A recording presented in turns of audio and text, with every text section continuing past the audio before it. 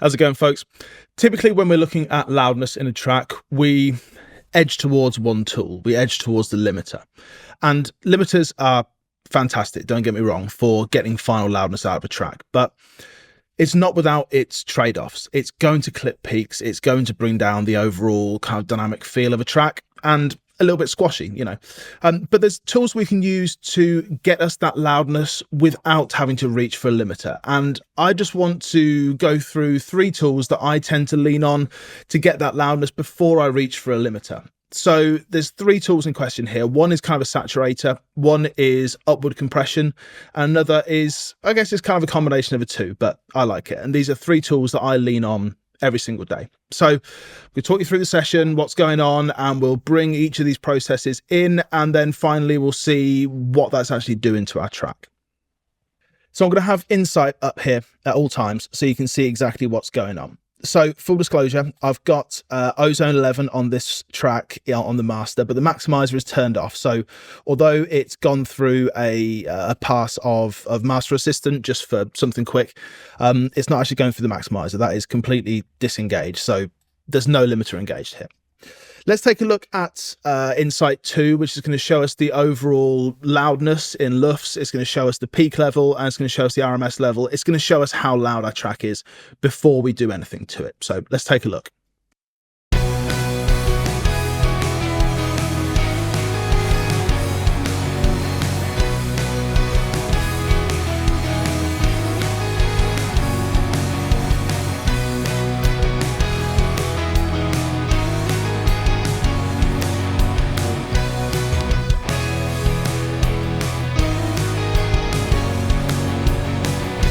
Okay, so it's kind of quiet by normal standards, but the key thing I want to take a look at here is our peak. On the left-hand channel, it's hitting -1.2. On the right-hand channel, it's hitting -0.3. It's okay that there's kind of a little bit of a difference here. That's just the case in a stereo track. What we don't want to do is we don't want to peak. We've not got a limiter engaged. We've not got anything stopping these peaks happening. So this is a true loudness without a limiter. We've got no safety net here, okay? It's already pretty loud, and we don't want to get any kind of peaks here. We don't want to get any kind of overs. So the key thing we're going to be looking at here is our short-term overall loudness, so our short-term LUFS. The integrated LUFS is important, obviously, but because we're just listening to a kind of a short portion of the chorus, we're mainly going to be looking at this short-term. So let's take a look at the first tool. The first tool is going to be virtual tape machines, and this is from Slate Digital. So I'm just going to take it out first and then bring it in, and we'll hear what it's doing. But most importantly, we'll see the difference in this short term. So first off, I'll disengage it, and then I'll bring it in, and you're going to see this short-term LUFS come up somewhat. But importantly, you're not going to see the peak go up at all.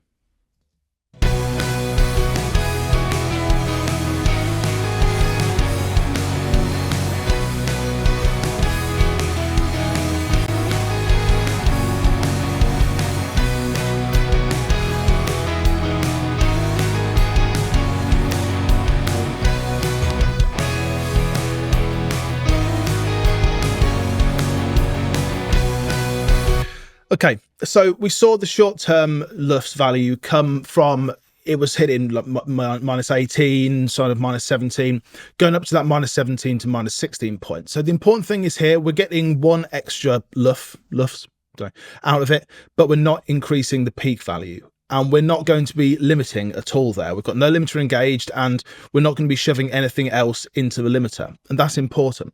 So I kind of feel like this improves the sound overall anyway. I like tape saturation on a master. I like what it does. I like the kind of togetherness that it brings. Just take a listen to the sound now, and also keep an eye on that short term. So I'll just play a couple of bars without it and a couple of bars with it, and we'll see an increase.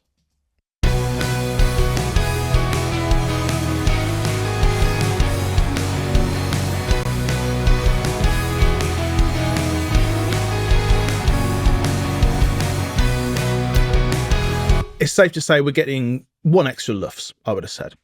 So let's go on to the second tool, because this is great for overall kind of saturation. It's going to bring up the low stuff, but something that's going to do that kind of by design is an upward compressor, and I think these are fantastic. So this is actually in Ozone 11, and this is in the maximizer module. So you'll see I've not got any gain applied here. We're not actually using the maximizer in the limiting function. It's not doing any limiting because we're not telling it to do any limiting. We're not shoving the signal up enough for the limiter to take place. All we're doing is upward compression. So we've got 4 dB of upward compression here. So if I bring this on, let's keep that tape saturation in. Okay, so we're stacking them. We've got the tape saturation there, and we're also going to bring in this upward compressor. I've got 4 dB of upward compression. So what an upward compressor is doing, instead of affecting the loud portions of the signal, instead of shaving off those peaks, it's looking at the lower stuff and bringing it in, bringing that up in that master. So any kind of quiet portions, it's going to bring them up, and that's going to reduce the overall. It's going to reduce the dynamics, but it's going to do it in a bit more of a natural way than just clipping off transients. So we're going to see some increased loudness, but we're not going to hear those snares, those kicks come down. It's not going to squash stuff. It's just going to gently bring stuff up from the bottom. So again, take a look at this short term without it, and then we'll bring it in, and we should hopefully not see any peak change, or a very minor amount anyway.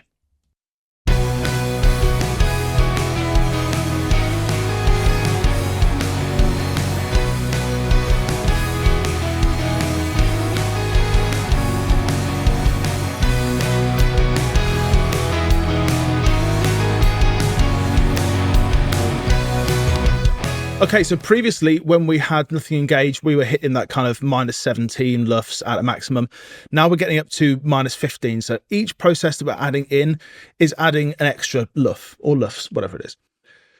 We're increasing the loudness. We're increasing the overall feel of a track, the overall kind of squashiness of it, but not detrimentally. And importantly, we're not killing those peaks either. So by adding those 2 different kinds of processes in, they're both doing something relatively similar. They're both bringing stuff up from the bottom, but in a kind of a different way. The tape saturation is doing it in more of a harmonic saturation kind of way, and the upward compressor is doing it in a physical upward compression kind of way. But we're getting a decent amount more level there, just before either of them and then after either of them.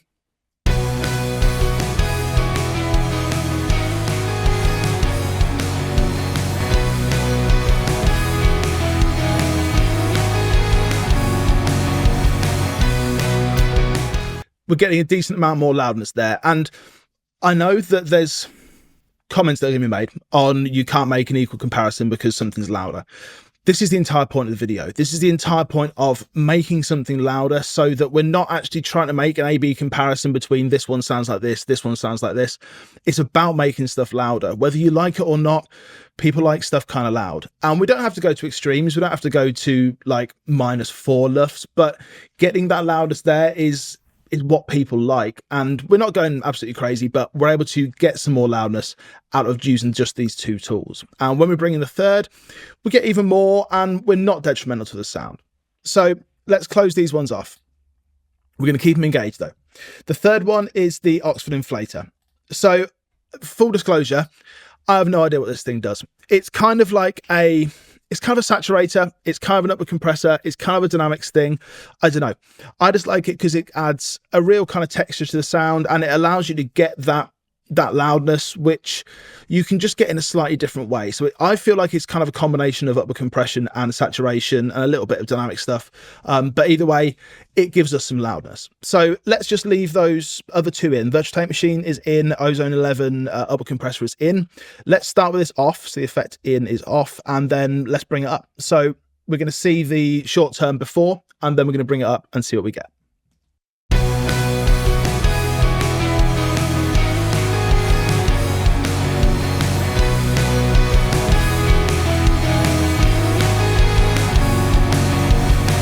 So we're up to above -14 now. We're up to what people say should be right. Okay, I don't think -14 should be like a target. Me personally, I think it's kind of a bit of a weird situation. But regardless of that, we're getting up to that point. We started off at like -18, -17, and now we're up at -14. I managed to add 3.5, maybe 4 LUFS just by using these 3 processes, and so importantly, no limiting whatsoever. You can get loudness without limiting. It is not impossible. And I don't think anyone will tell you it's impossible, but sometimes you just don't know the right tools to get there. So I don't feel like we're squashing the track. I don't feel like we're making anything sound worse. I don't think we're being detrimental to the track. Let's take all those 3 processes off and then bring them in and see what the overall effect is, and see if there's any difference in the sound, see if there's any difference in, well, we know there's difference in loudness, but see if we're being detrimental to the sound at all.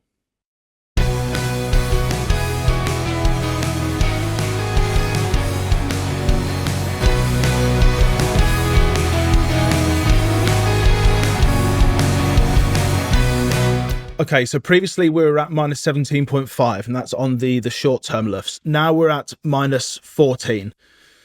We're able to add so much more level just using these upward processes. Loudness is not all about limiting. But the great thing is there, we can, once we've got all that engaged, once we've got all these processes doing their thing, we can then go into the maximizer or any limiter of your choice. I've got upper compression turned off, got soft cliff turned off, and then we can bring it up. But we're not going to need to bring it up anywhere near as much, because we're already kind of getting that loudness. So just prepare your ears, because we're going to bring this up a little bit, and we're going to bring it up to, let's say we need to bring it up to like minus 10. Okay, let's use that as our kind of aim on the short term. So let's see how much we need to bring it up.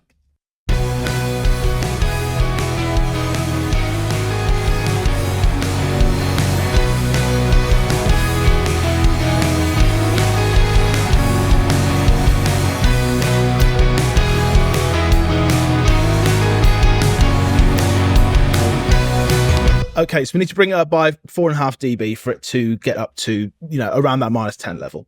If we take those other plugins out, the plugins that we just spent so long kind of tuning, and leave that gain at the same amount, it's going to fall pretty far short from minus 10.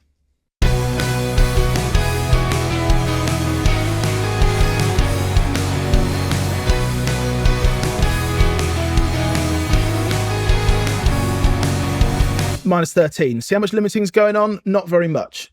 And that's the key thing. We're not bringing stuff down. We're trying to bring stuff up so that that loudness units full scale, that reading is still kind of the same, but we're doing it in a different way. We're not slowing down on transients. We're not completely limiting stuff to death. We're not completely killing off those peaks. We're bringing stuff up from the bottom, and you'll find that that's kind of a far more natural way of achieving that loudness without a limiter.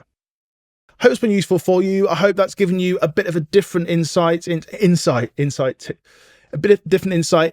how we can actually achieve this loudness, and how we can actually get to the levels that we're kind of told we should be at, but without destroying a mix, without destroying dynamics, and without ruining stuff. Hopefully so anyway. Let me know what you think, and I'll see you again soon. Take care.